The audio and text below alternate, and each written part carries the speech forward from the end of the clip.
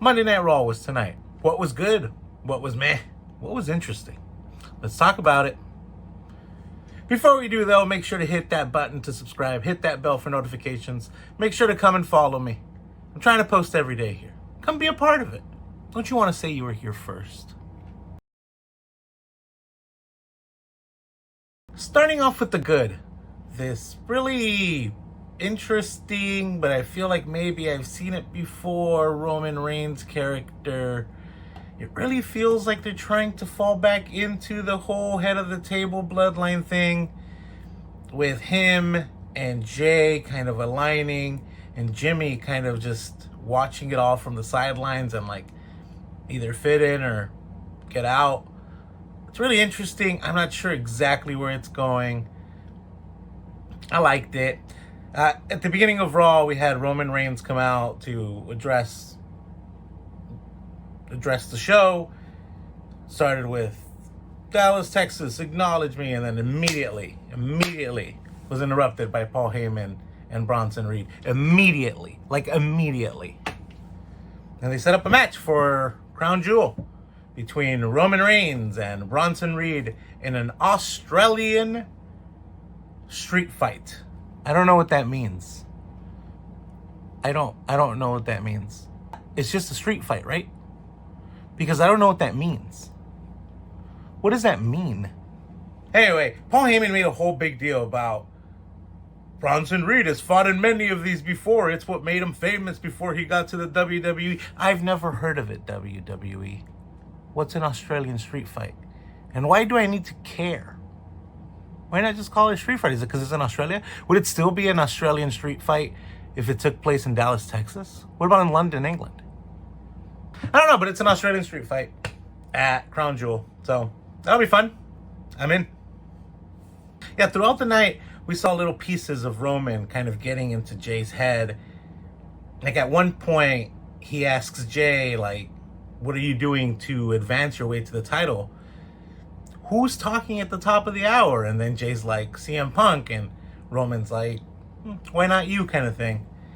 Kind of getting into that, into his head, right? Getting that mentality into Jey Uso's head. I don't know if the plan is to turn Jey heel. It sure seems that way. But man, this guy comes out, he eats with the crowd, and all the kids are behind him. I don't see WWE doing something that rash now. But I don't know. I'm interested. Color me interested. And then Jimmy, and the whole time, is in the back of this whole situation. Roman tells him at one point, hey, just so you know, I hear everything that goes on around here. So all those times that he was like, you're turning into Roman, man. You're turning into Roman. It's gone back to Roman. And he doesn't like it. So interesting dynamics here. I don't know if Jey's going to turn on his brother again. I feel like we just did that. I feel like maybe we're revisiting the whole bloodline thing maybe too soon. I don't know. Maybe it's a swerve. Maybe they're trying to lead us down this way. And before we know it, they're going to make a sharp left. Maybe they turn on Roman. I don't know what the deal is. I'm interested. I am interested. I put this in the good, but I'm also putting this in the interested. One of the most surprising good things about tonight was Maxine Dupree versus Becky Lynch. This match was good, man. I'm not the only one saying it. The internet is saying it. ESPN is saying it. Right? The IWC is saying it. It was a good match. It was a really good match. When they give Maxine the opportunity, she's really come a long way, man. This was a really good match. I mean, it's hard to look bad when your opponent is Becky Lynch. I'll give you that. But she looked good, and the match was really fun, right? I was going to say the fun was really matched, but the match was really fun. And Maxine won.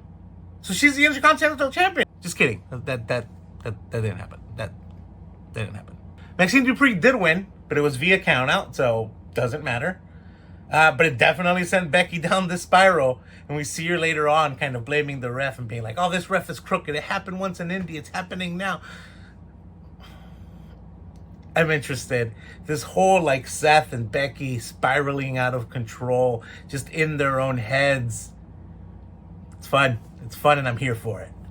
One of the big mehs for me today, the big meh, was Bayley and Lyra and Roxanne Perez and Raquel Rodriguez. That whole thing, I don't know, it feels a little messy, it feels a little clunky, it feels like they don't know what they're doing yet. The whole Bayley character is still trying to find legs, and I don't get it. I don't know. Tell me if you get it. Let me know in the comments if maybe I'm missing something. It's quite possible. I mean, the match was fun, right? It was Lyra versus Roxanne Perez.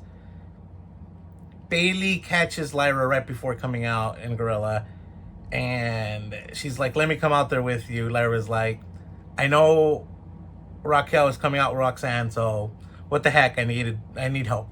So Bayley comes out and she helps her. Then okay, so Lyra loses, Roxanne wins, because there's all kinds of interference from everyone, honestly. Great match, by the way. Like, the ring psychology of, like, just going after that left arm of Lyra. Like, Roxanne just kept attacking the left arm and, like, holding her against the rope for the 5 count, enough to not be disqualified, and then just doing holds on the left arm to kind of show that left arm was what was getting weak, and Lyra couldn't win with one arm, obviously, so she didn't. So Roxanne Perez won.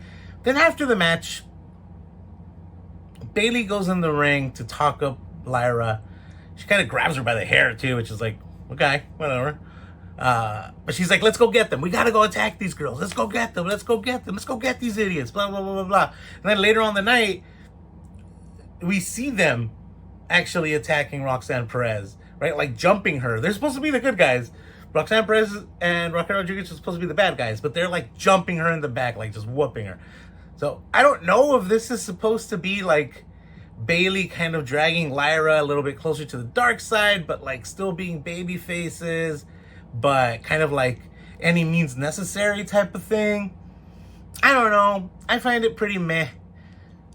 I feel like they just haven't figured it out. They need to figure it out. I mean, I'll keep watching and I'm hopeful, but so far, I don't know. It's kind of a miss with me. In the beginning of the night, we do get Asuka kind of making backdoor deals with Adam Pearce, right? Booking Io versus Kairi without Kairi even knowing about it, right? Kairi comes in later and Asuka's like, you have a match tonight. And Kairi is a little unsure. She's like, I don't want to fight Io because Io's my friend. Spoiler alert, the match happens. So the match happens later on in the night.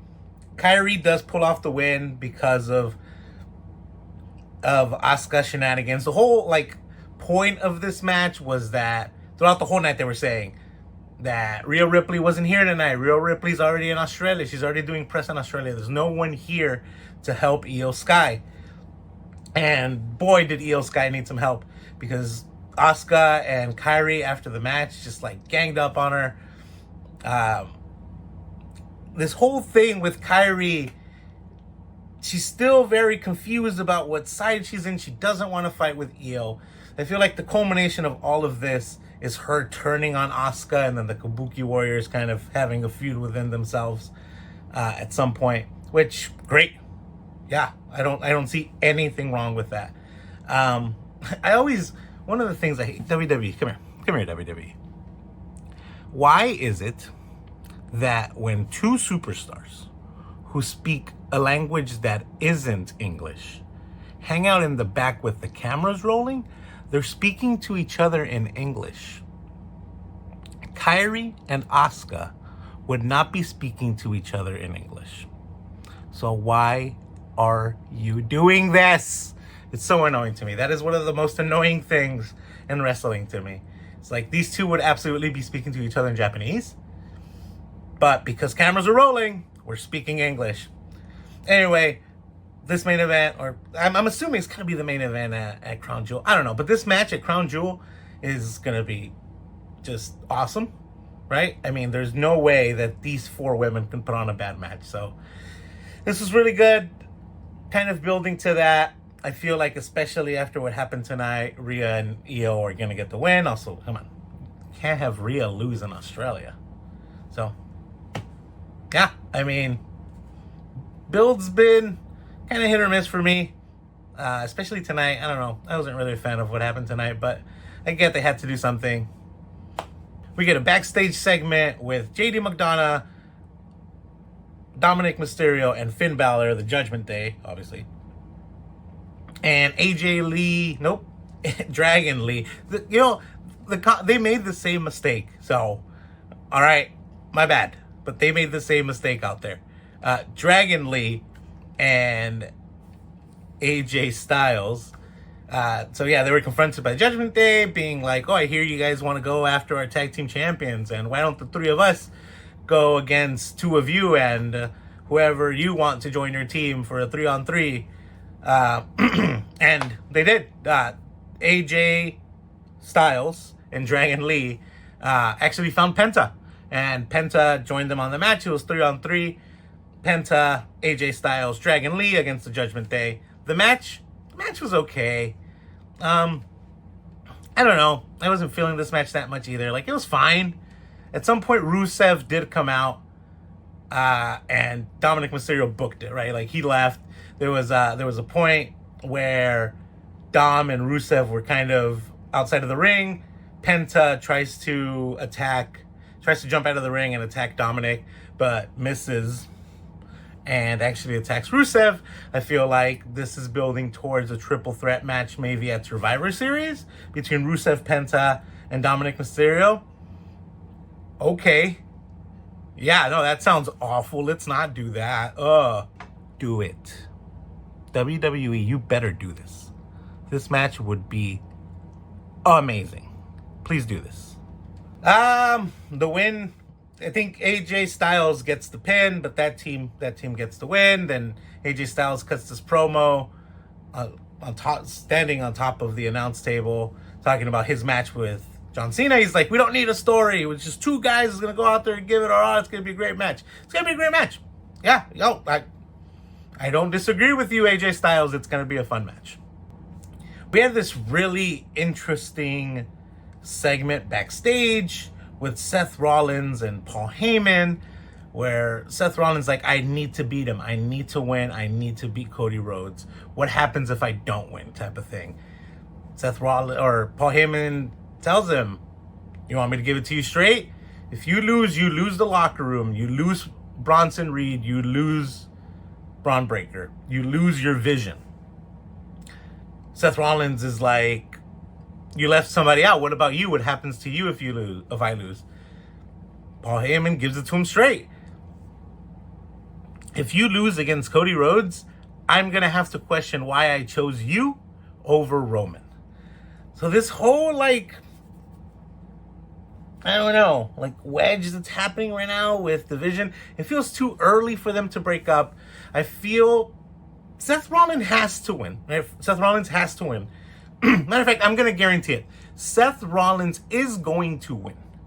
How this happens, I don't know. I feel like a fourth member. Maybe I just want a fourth member, but I feel like a fourth member. Like Bronson Reed's going to be busy with Roman, and whatever happens there, I don't know. Braun Breaker will probably get involved in that match once Jey Uso gets involved. So I don't know what's going to happen with them.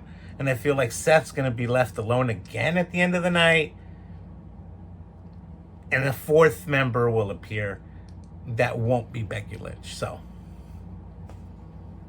because she did say earlier, she's like, I'm not going to Australia. I'm going to tell Adam Pearce that I'm not going to Australia because I need to figure things out for myself here. So we know she's not going. So remember earlier when I told you that Roman Reigns was like, who's talking at the top of the hour? And then Jay's like, CM Punk. And Roman kind of gave him the like, that's interesting. Why? And then Jay was like, yeet. And he was obviously going to go interrupt CM Punk. And that's exactly what happened. So CM Punk came out for his promo. He was talking about why he hadn't been back since his match at WrestlePalooza. What a terrible PLE, WWE. This has to be better than that. You know that, right? This, I mean, it can't be worse. It has to be better than that. Look at me.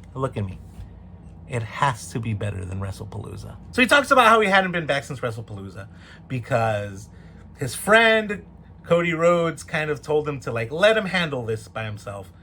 So he's been staying out of Seth Rollins' way and staying out of Cody Rhodes' business.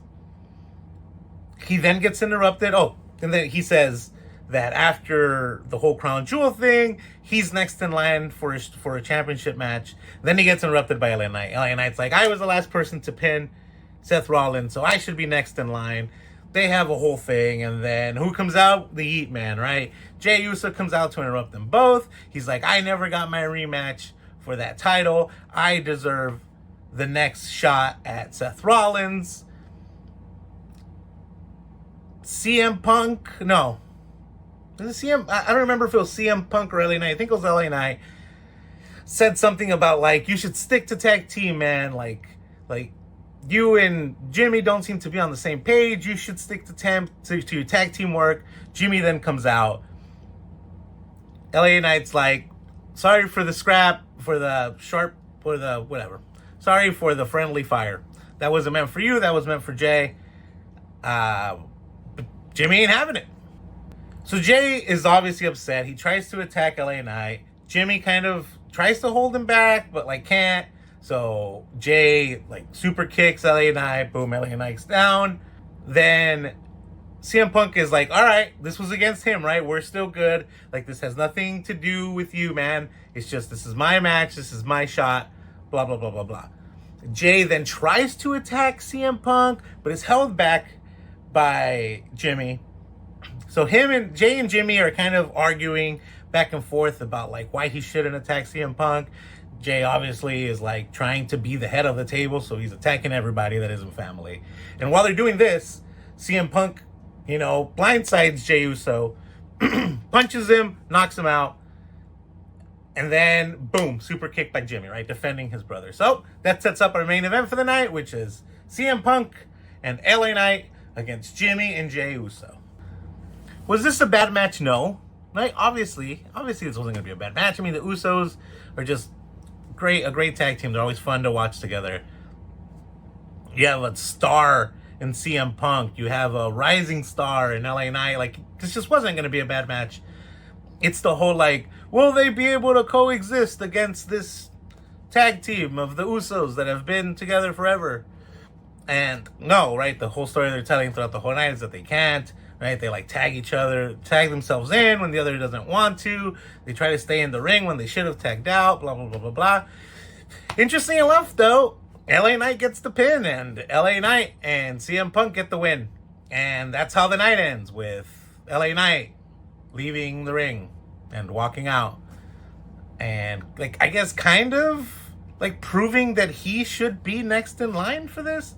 I feel like this is going to end up in a fatal four-way for that World Heavyweight Championship at Survivor Series if Division isn't involved in the War Games match. And if Division is involved in a War Games match, it's probably going to be like a triple threat for the number one contendership. Otherwise, it'll be a fatal four-way. I personally think that the men's War Game match is going to be with the MFTs, so it won't be Division at all. But we'll see. We'll see, because there is still that like weird Brock Lesnar thing with Division, so who knows. Monday Night Raw was fine. I mean, it was there was some really cool stuff. Like, I'm really interested in the Jey Uso stuff. I don't know where they're going with it. It feels like Bloodline stuff again, but I don't know. It's too early for that. I doubt it. I don't know. Let me know in the comments what you thought. I thought it was good. I liked it. I enjoyed it. It kind of flew by. Go home episode for Crown Jewel. It did what it needed to do. So, anyway, if you made it this far, make sure to drop a like. Drop a comment. Let me know what you thought. Let me know the good, the meh, the interesting. But always, until next time, peace.